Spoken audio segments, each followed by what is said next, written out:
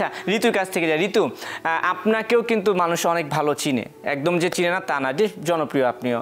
প্রথম কথা বলতে চাই যে জনপ্রিয়তা কেমন উপভোগ করেন? ভালো ভালো লাগে? অনেক বিরক্ত লাগে।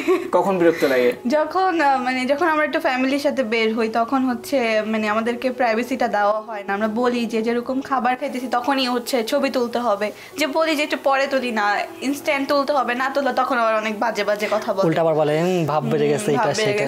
তারপরে এমন হয় না যে ওনাকে বলছিলাম মুখের দিকে এসে তাকায় থাকে, মানে চিনে চিনে লাগে? ক্যামেরাই না, ক্যামেরা তো আছে, আবার মুখ কেন দিবে, অলওয়েজ এখানে চলতেই থাকবে।